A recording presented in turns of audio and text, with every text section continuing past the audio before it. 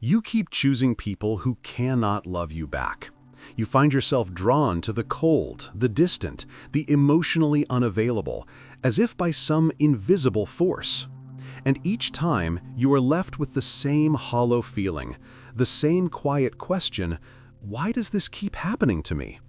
The answer, the one we so often refuse to see, might not be out there in the world of dating and relationships. It might be quietly waiting in the very first relationship you ever had, the one with your mother.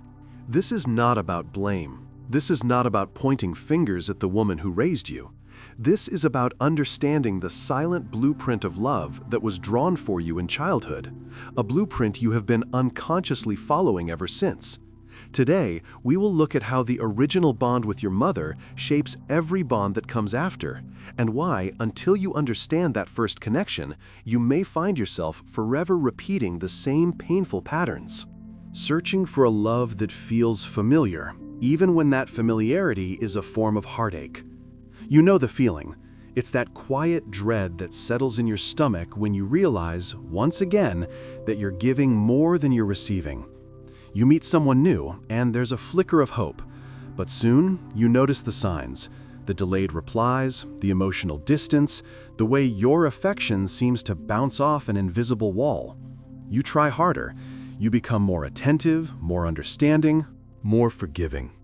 You tell yourself that if you can just be good enough, patient enough, loving enough, then maybe, just maybe, they will finally see you.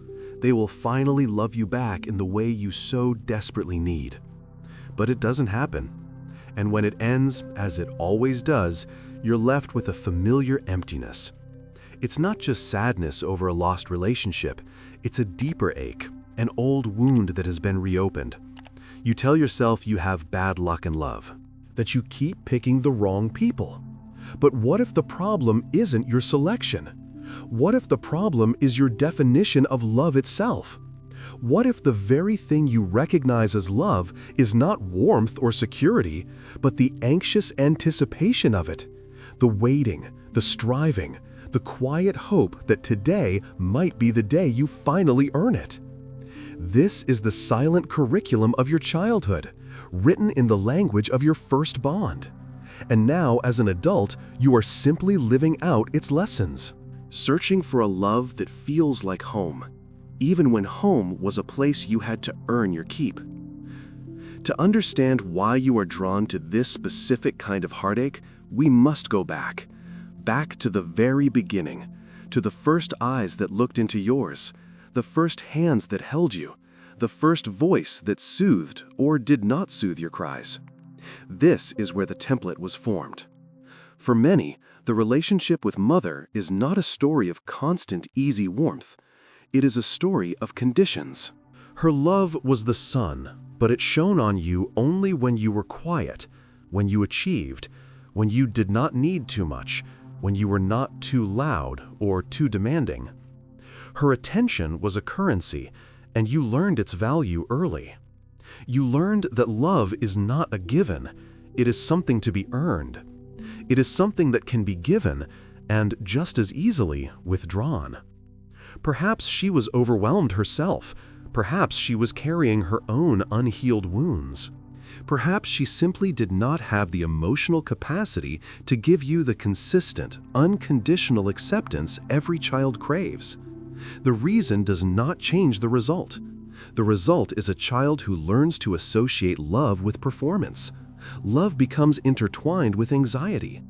You feel most loving when you are working for it, when you are proving your worth, when you are trying to melt the ice of someone's distance.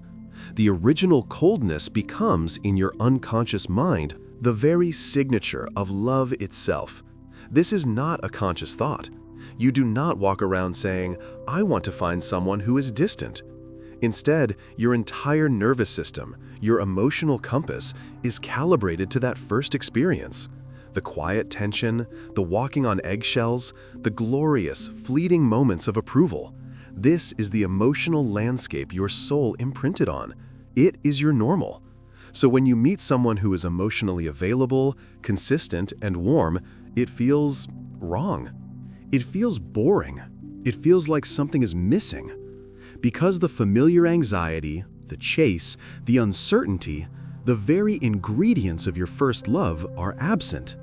Your unconscious mind does not register this new person as a source of love. It registers them as unfamiliar and therefore unsafe.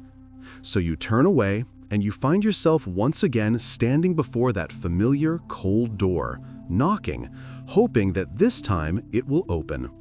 You are not seeking love. You are seeking to resolve an ancient childhood puzzle. You are trying to finally win the love of the first person who taught you that love must be earned. And so you knock.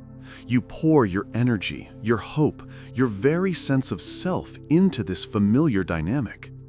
You become an expert in reading subtle shifts in tone, in interpreting silence, in anticipating needs before they are even spoken.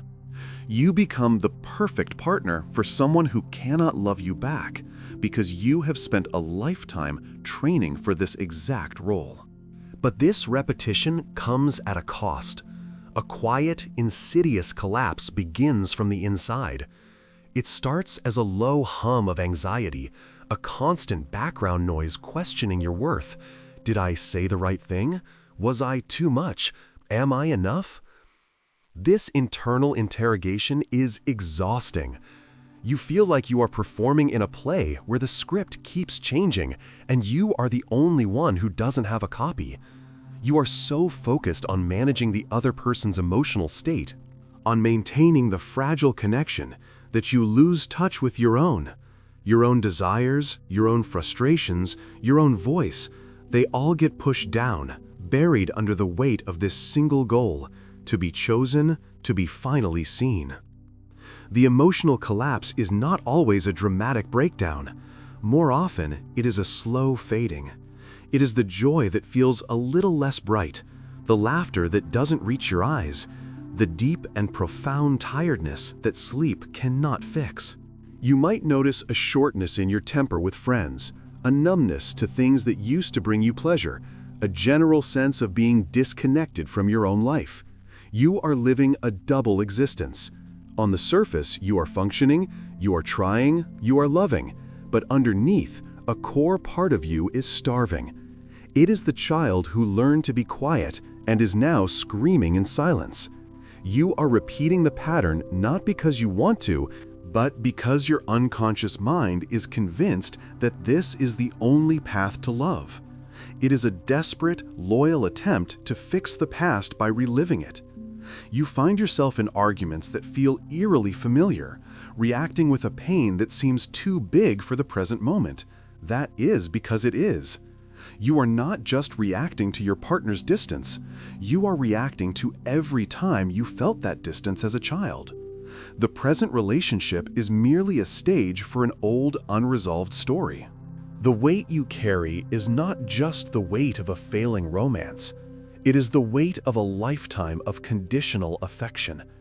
And it is a weight that will eventually bend you until you can no longer ignore the truth of your own exhaustion. Then comes the moment of understanding. It often arrives not in a blaze of light, but in a quiet, sobering clarity. It might be the 3rd or the 10th time you find yourself crying over the same kind of person, the same kind of situation, and a thought, "This feels like home." And in that moment, the entire machinery of your heart makes a terrible, lucid sense. You understand that you are not broken and you are not cursed. You are loyal. You have been infinitely loyal to a blueprint written a long time ago. The coldness you are drawn to is not love. It is the ghost of your first lesson in love. The anxiety you mistake for passion is the echo of a child's nervous system, always waiting for the sun to shine. You realize that you have been searching for your mother in every relationship, not the woman she is today, but the emotional experience she represented. You were not trying to find love. You were trying to solve the riddle of her love. This understanding is not about blaming her. It is about freeing yourself. It is the profound, humbling realization that the love you seek has been trapped in a time loop, and you hold the key to stop the repetition. It is the moment you see that the familiar ache is not a guide, but a ghost. When you look at your own heart, at the patterns you cannot seem to break, what old, familiar room do you find yourself in? The collapse is not in the dramatic ending, the slammed door, the final goodbye. The real collapse happens in the quiet moments after you hang up the phone. It's in the way you stare at your own reflection and see a stranger looking back. You have given so much of yourself to the chase, to the endless task of trying to turn absence into presence, that you have become a ghost in your own life. Your own needs, the simple human wants for comfort, for reassurance, for a soft place to land, have been systematically silenced. You have become an expert in the language of lack, fluent in the grammar of not being enough. And the body keeps score. It always does. You might notice a tension in your shoulders that never quite leaves, a stomach that knots at the sound of a notification, a sleep that is never truly restful, because even in your dreams, you are still waiting, still performing, still hoping to be chosen. This is the physical tax of an emotional war you have been fighting since childhood. You are reenacting the same battlefield, with different soldiers, but the landscape is tragically familiar. The terrain is always one of uncertainty, and your mission is always the same: to secure a love that was never meant to be a prize to be won. The exhaustion you feel is not from a single heartbreak, but from the cumulative weight of a lifetime spent trying to earn a feeling that should have been given freely. You are tired because you have been carrying the ghost of your mother's conditional love in your arms for years, mistaking its weight for devotion. And it is a weight that is slowly, surely hollowing you out from the inside. And then, one day, you are simply tired. Not the everyday tiredness from a long week, but a soul-deep exhaustion that makes the very act of trying feel impossible. You might be standing in your kitchen, or driving home from work, or lying awake in the dark, and the thought arrives, not as a shout, but as a quiet, final whisper: I cannot do this anymore. This is the moment of understanding. It is not an explosion of anger or a dramatic revelation. It is a surrender, a letting go. You finally see the pattern, not as a series of unfortunate events, but as a single, continuous thread running through your life. You see that the person you are with now is not the cause of your pain, but merely the latest actor in a play that was written for you decades ago. The coldness, the distance, the anxious striving, it was never about them. It was always about the first lesson you learned about love.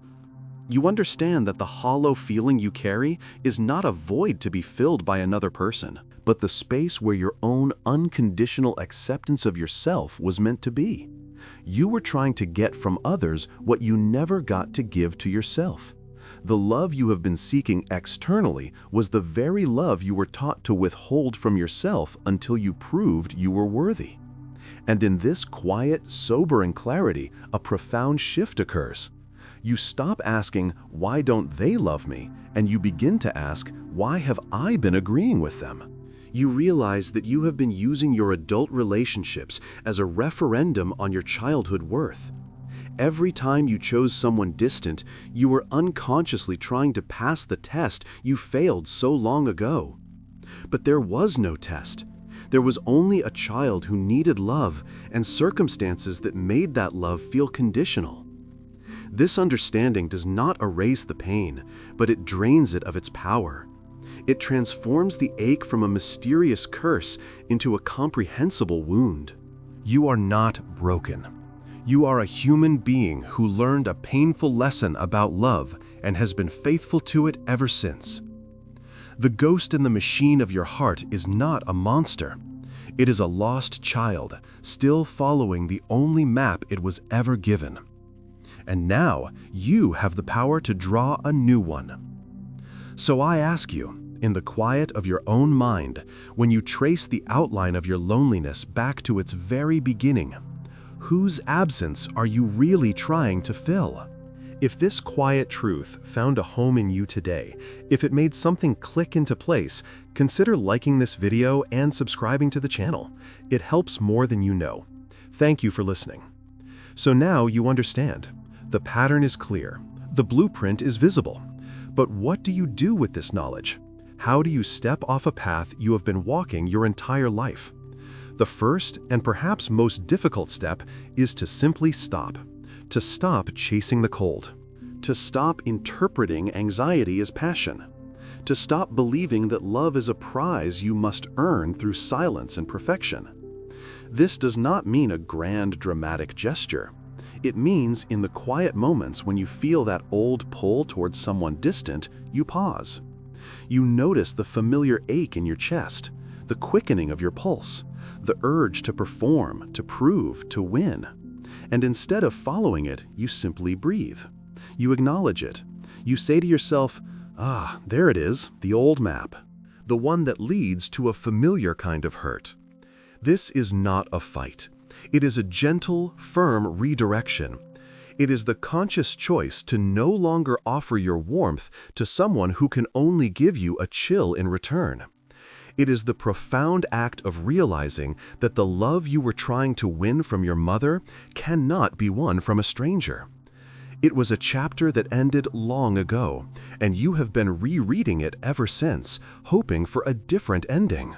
The healing begins not when you find the right person, but when you become a safe harbor for yourself.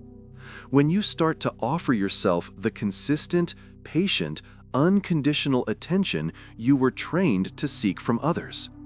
When you begin to listen to the parts of you that you had to silence in order to survive.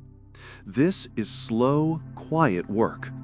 It is the work of reparenting your own heart, of learning that your worth is not a question to be answered by someone else's affection, but a fact of your existence. You are not earning your right to be here anymore. You are already here, and you are already enough. When you feel that old urge to chase a love that feels just out of reach, can you pause and offer that attention to the part of you that still believes it has to earn it? The work of redrawing the blueprint is not done in grand declarations, but in the smallest, quietest moments of your day. It happens when you choose to rest instead of anxiously checking your phone.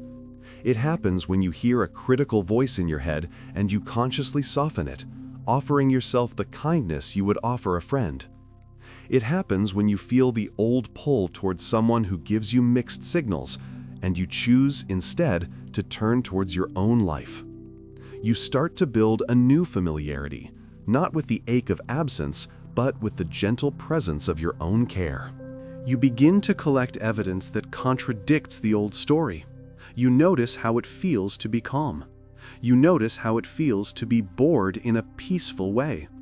You notice that the world does not end when you stop performing, when you simply exist as you are. This new evidence feels weak at first, like a small, fragile light in a very dark room. Your unconscious mind, so used to the drama of the old map, will try to pull you back. It will whisper that this peace is not love, that this safety is not passion. It will try to convince you that you are settling, that you are missing out. This is the loyalty to the old wound speaking. It mistakes intensity for intimacy and anxiety for aliveness.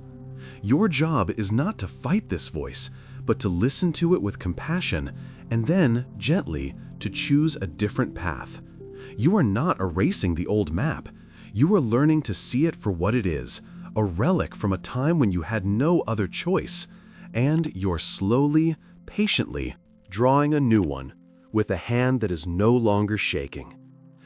So I ask you, in this moment of quiet understanding, what is one small, gentle thing you can do today to honor the part of you that no longer needs to earn its place? If this quiet truth found a home in you today, if it made something click into place, consider liking this video and subscribing to the channel. It helps more than you know. Thank you for listening.